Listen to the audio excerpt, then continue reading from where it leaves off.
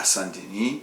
Et nous, on est resté sur Agnès Gennevilliers avec les noms Miracle Time Christian Ministries, là où maintenant les pasteurs apôtres et le pasteur Anon qui est malheureusement qui est passé, ou bien qui est parti à l'éternité, faisait partie de ce trio des personnes qui a vraiment commencé l'œuvre.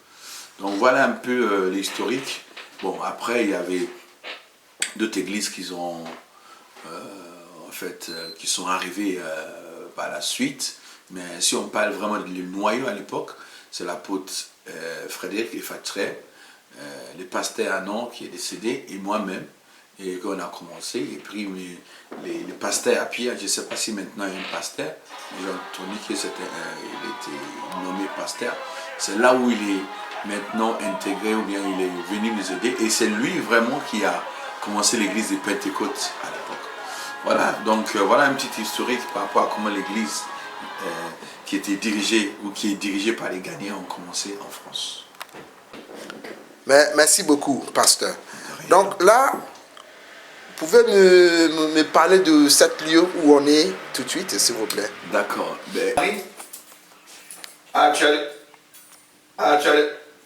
Donc tu vas à la maison, c'est ça?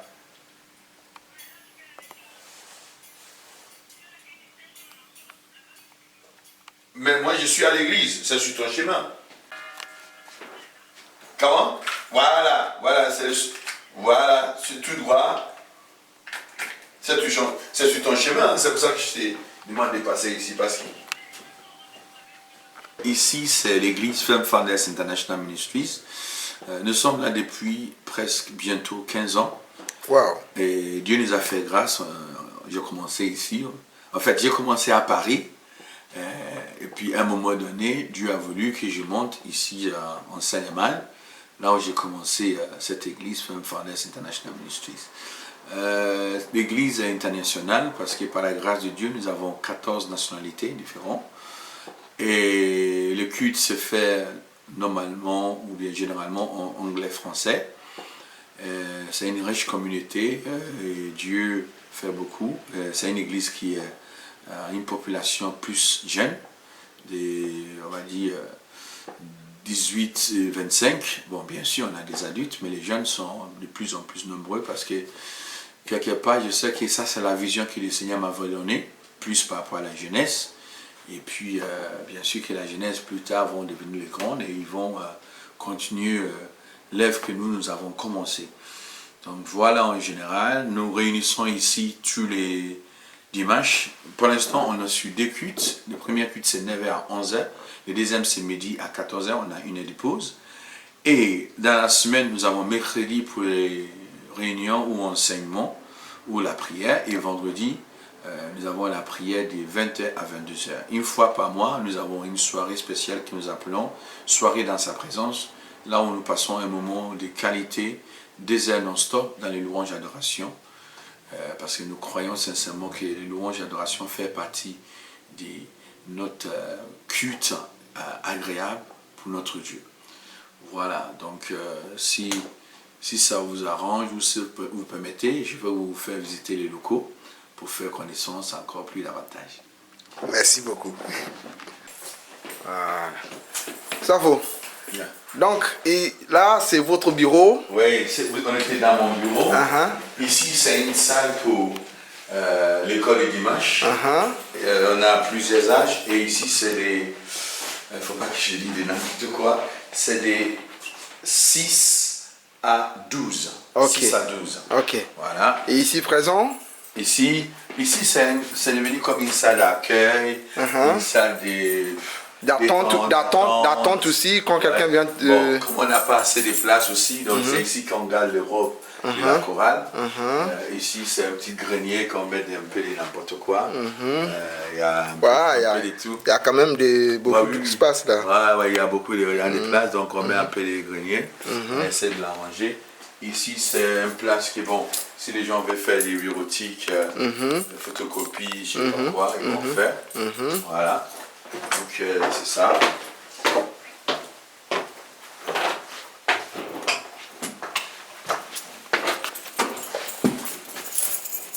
Wow.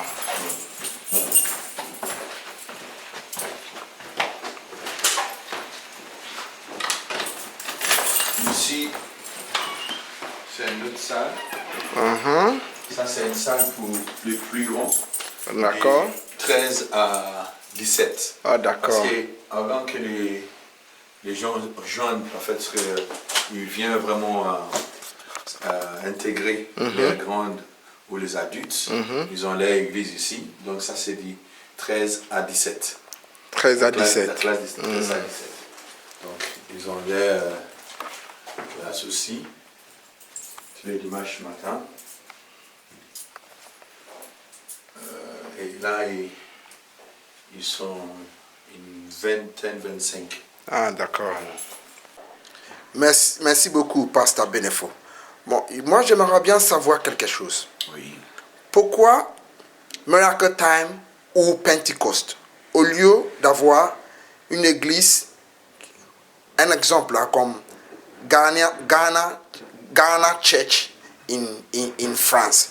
Comme ça, tout ce qu'on aura comme bien en France, elle sera toujours pour la communauté ghanéenne ici présente. Parce que les églises ghanéennes, ce sont les églises qui vivent, ce sont les Ghanéens qui vivent en France, qui viennent là-bas, qui cotisent, qui donnent leurs dîmes et tout.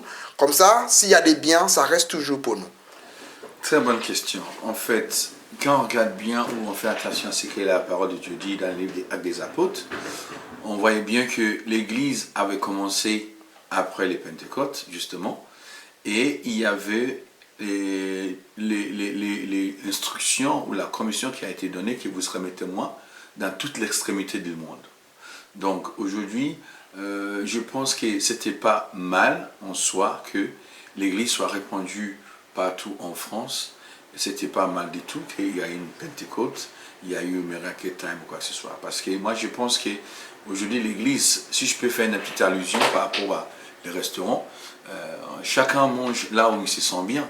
Donc si aujourd'hui il y a des gens qui ne se sentent pas bien au Pentecôte, il peut aller à Miracle Time ou Bethel ou quoi que ce soit. Donc moi je pense que quelque part c'est dans les plans de Dieu. Maintenant, par rapport à la deuxième volet de la question, pourquoi? Parce que sinon on a pu avoir une grande église ghanéenne, qu'on met tout ensemble.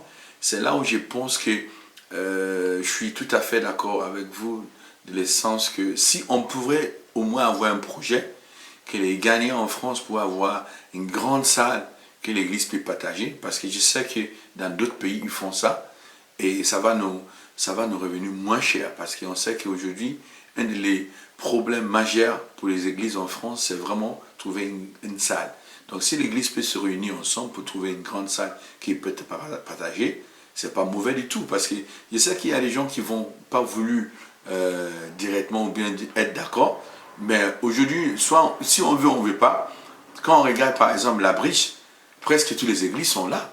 Donc si l'église peut se réunir pour construire quelque chose comme ça, je pense que ça va vraiment alléger les gagnants et ça va nous permettre d'avoir au moins un bien pour notre prochaine génération. Pasteur, Oui. là on voit votre gare. Sesson, c'est ça? Sesson. Gare de Sesson. Sesson, oui. Gare de Sesson. Donc là, d'ici l'église, ça prend combien de temps? Maximum, grand maximum 10 minutes. 10 minutes. Et si on n'est pas en voiture, comment on fait? L'église a une navette. Donc d'ici jusqu'à la gare, il y a une navette qui vient presque toutes les heures en fait. Et il y a aussi les frères ou les bien-aimés qui aussi soutiennent beaucoup, qui viennent chercher les personnes. Donc par la grâce de Dieu, on n'a pas de problème de transport. Donc si par exemple, je suis à la maison un dimanche, je dis, je cherche une église à aller. Bon, je vais aller à Sesson. J'arrive ici à quelle heure? En fait, il y a des cultes. Donc si tu veux assister les cultes de 9h, il faut que tu seras là vers 9h moins quart. Et puis c'est bon, il y a des navettes. À partir de 8h30, il y a les navettes jusqu'à 9h. Et j'arrive ici, comment je sais que c'est cette navette que je dois prendre? C'est une navette gris. Sinon, dans les cas contraires, il y a les numéros de l'église que je peux vous annoncer. C'est C'est quoi le 01 numéro? 60 63 29 37. Je répète, 01 60 63 29 37. Donc vous appelez ces numéros-là, il y a toujours quelqu'un qui va vous répondre et puis il va vous dire d'attendre ou bien, comme ça vient toutes les heures, À 8h30, il y a une navette. Après, il y a des frais qui viennent à 9h moins quart jusqu'à 9h. Par contre, ça s'arrête à 9h15 parce que les services s'arrêtent à 9h15 parce que nous, on commence vraiment à l'heure. Donc, on estime que si quelqu'un veut venir, il ne va pas être trop en retard. Donc, il ne va pas arriver à 9h30 parce qu'à 9h30, on a la moitié de l'église, de culte. Donc, si les gens veulent venir, il faut qu'ils viennent à l'heure. Merci beaucoup. De rien. Surtout d'avoir été partie de ces 3 Ghanéens en France qui sont sacrifiés leur temps, leur famille, pour avoir des églises ici en France où beaucoup y vont pour avoir comment on appelle les saluts. Voilà, les saluts, bonne parole de Dieu. C'est ça. Qu'on ne peut pas vivre sans. Oui. Ici, sur cette terre si difficile. Amen. Et stressant. Et tous les mots qu'on peut utiliser. Merci beaucoup d'être de faire partie de cela. Et je vais saisir cette occasion aussi pour encourager tous les pasteurs gagnants qui sont en France. Je veux l'encourager pour dire que c'est pas facile, c'est pas évident, mais il ne faut pas qu'il abandonne, il ne faut pas qu'il lâche, il ne faut pas qu'il baisse les bras. Il faut qu'il sache une chose, c'est que ce que nous sommes en train de faire, il y a certaines personnes qui ont commencé avant nous, nos prédécesseurs, les Paul, les apôtres, les Pierre, les Jean et tout. Et ça, c'est notre tour. Donc, nous devons aussi travailler de sorte qu'un jour, nous pouvons nous aussi laisser un bon héritage à notre prochaine génération, à nos enfants. Donc, il ne faut pas qu'ils baissent les bras. Et tout ce qu'ils peuvent faire pour vraiment réussir, les limites la limite que nous pouvons, faisons-le. Et notre récompense vient de Dieu. Ce n'est pas un homme qui va le récompenser, c'est un Dieu. Donc, je l'encourage vraiment et je les soutiens dans mes prières. Et je pense qu'eux aussi vont faire pareil. Que Dieu vous bénisse et je vous aime tous. Merci beaucoup, pasteur. Merci. Bon, pasteur, merci beaucoup et à bientôt. À bientôt. Et bon courage surtout. Merci. Merci, au revoir.